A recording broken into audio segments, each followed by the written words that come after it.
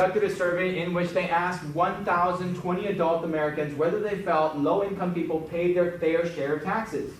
Then they asked whether they felt high-income people paid their fair share of taxes.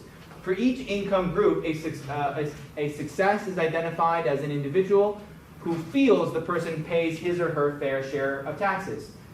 Is there a significant difference in the proportion of adult Americans who feel high-income people pay their fair share of taxes and the proportion who feel low-income people pay their fair share of taxes? Okay, so you got a good grasp on the question. So let's organize this thing.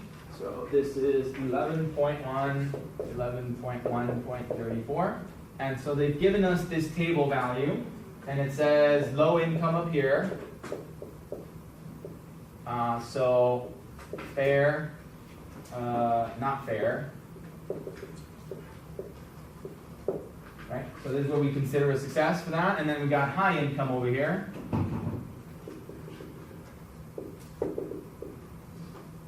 And we got fair, and we got not fair.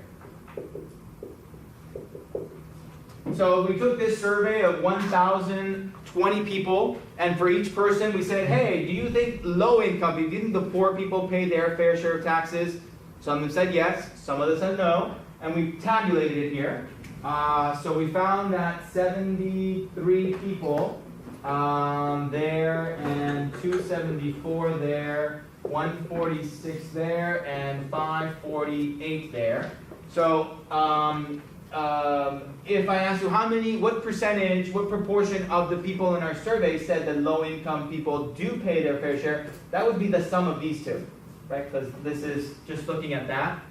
If we add those two, that's how many people said, yes, the low-income people, the poor people do pay their fair share. Versus if we add those two, that's how many people said that, nope, the low-income people don't pay their fair share, right? On the other hand, if we sum up these, that's telling me how many people said that, yes, high-income people pay their fair share, the rich pay their fair share, versus if we add these, we figure out how many people said, no, that's not true, the rich people don't pay their fair share, okay? But now what's interesting is this.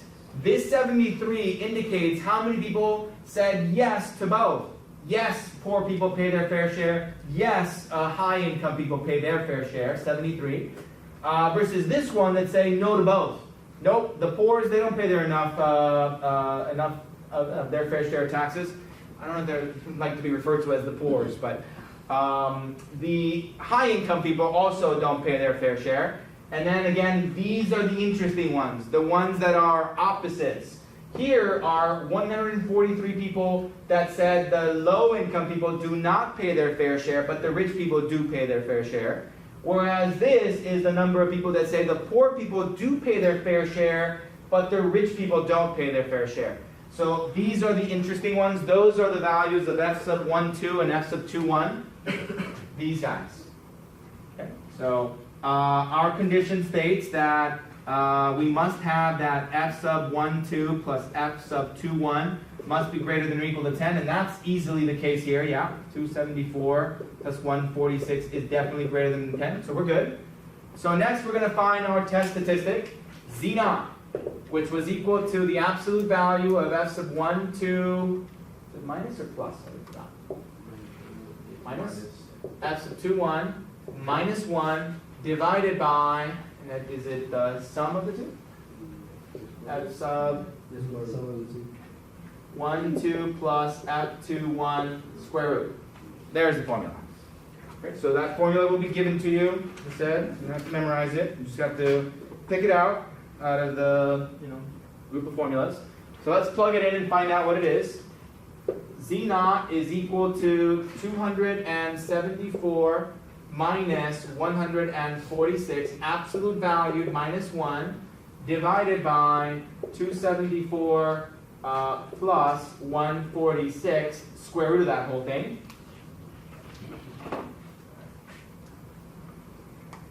So I get 274 minus 146 minus 1. I'm going to get 127 in the numerator.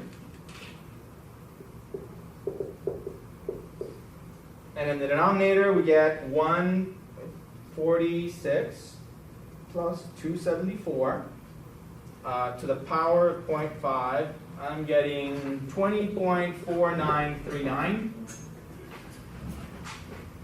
Good? Questions? Okay.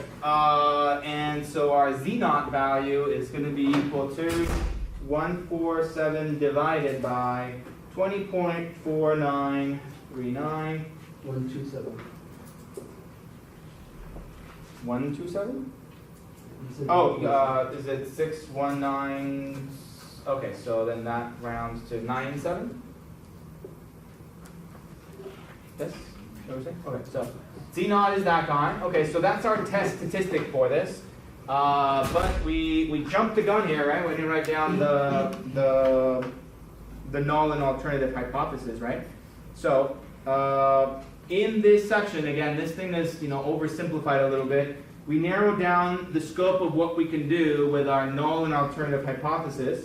So the proportions between the two populations are equal is going to be our null hypothesis. And our alternative hypothesis in this case is only this one. That's all we can do with this, right? We're very limited on what we can do, not equal to. Okay, so let's write it down formally. So null hypothesis is going to be that the population proportions are in fact equal to each other. P1 is equal to P2. Now what is P1 and P2? Well, we need to label them. So the proportion of people that feel this, the low income people pay their fair share taxes. That's going to be P1. Let's define them. Let P1 equal the proportion of Americans, all Americans, not just our sample, Americans that think that low-income people do pay their fair share of taxes. Okay. And then we're going to let P sub 2 equal the proportion of Americans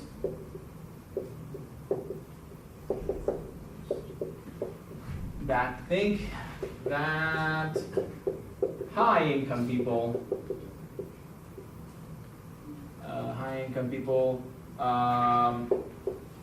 do pay their fair share of taxes.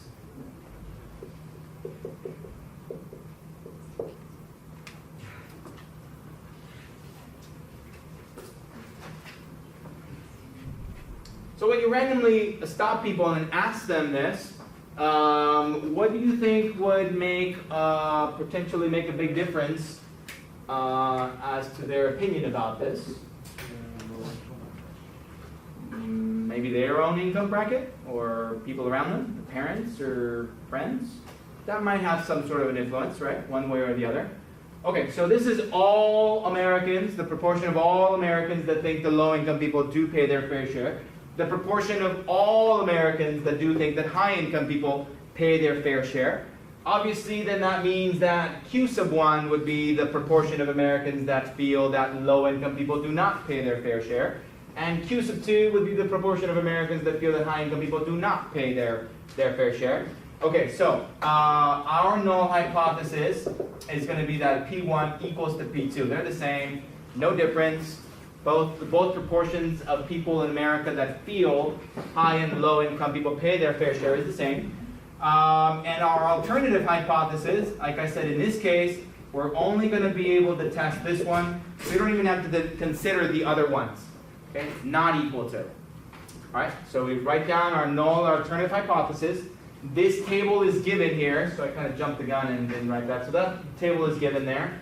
And then you're going to find your test statistic. So this was maybe step number 1, step number 2. Really this over here, organizing this over here is step number 3. And then finding your test statistic is step number 4. And then you need to find the probability of getting such a result. Step number 5. Find the p-value. The p-value is going to be the probability of getting such a result, or something more extreme. And remember, we're doing not equal to, so we have to do both tails, both sides. So this is saying that in the standard normal distribution, this is a z-value. That means mu is 0, sigma is equal to 1. It's the standard normal one. We found the z-value of 6.197. That is way out here somewhere, 6.197. So that's this little guy over here, or more extreme. But because it's a not equal to, we have to consider the other extreme on the other side over here, which would be negative 6.197, right? And that's because it's a not equal to. So in this particular case, we got a really big positive z-value, indicating that, look, in this particular case, this one was way bigger than that one. But we want to take we want to consider that if we go out and got another random sample, it might be the opposite. It might be that this one is really big and that one is really small. So that's why we have to consider the other one. Okay, so we want to find the area of those red values to find the p-value. So the p-value is going to be equal to the probability that z is less than this, z is less than negative 6.197, or z is greater than 6.197. And now we could just figure out the probability of being in the middle and do the complement. So we could do 1 minus the probability that z is between these two. We could do that easily. Or, taking advantage of symmetry, I know this area is going to be equal to that area. So why not just double it? So this whole thing right here is equal to twice just one of them. Probability that z is less than negative 6.197. Or you can do the probability that z is greater than 6.197. Either one is fine. So this is 2 times normal CDF from negative infinity up through negative 6.197 with a mean of 0 and a standard deviation of 1. All right, so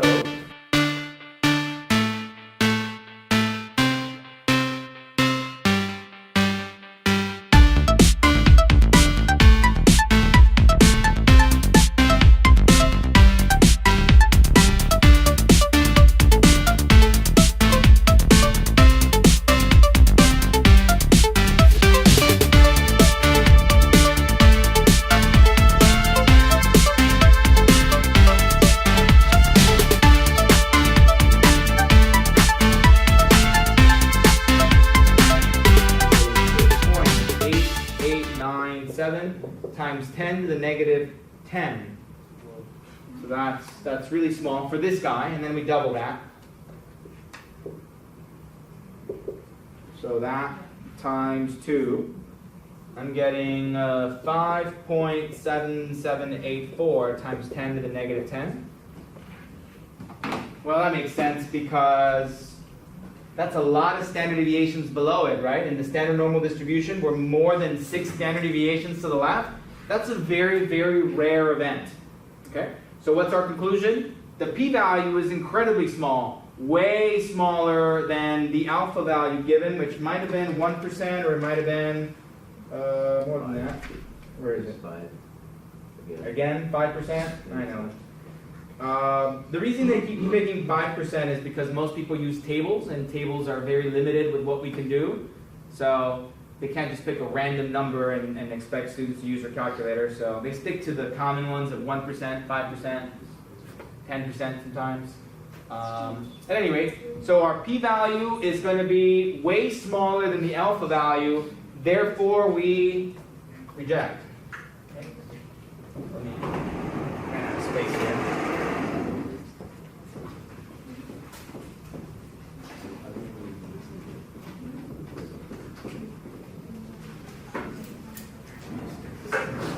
So I'll put because the p-value, which was equal to 5.7784 times 10 to the negative 10, which is way smaller than 0.05, which was equal to alpha. Now we have a very small probability, so we reject the null hypothesis. So our conclusion is to reject. We reject the null hypothesis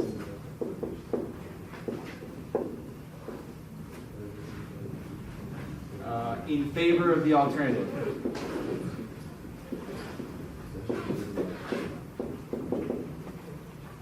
Alternative, in our case, that P1 does not equal to P2. The proportion of Americans, of all Americans, who think that people, that low-income people pay their taxes is not, pay their fair share of taxes, is not equal to the proportion of all Americans who feel that high-income people do pay their fair share of taxes, right? So they're not equal, is what we conclude from our result.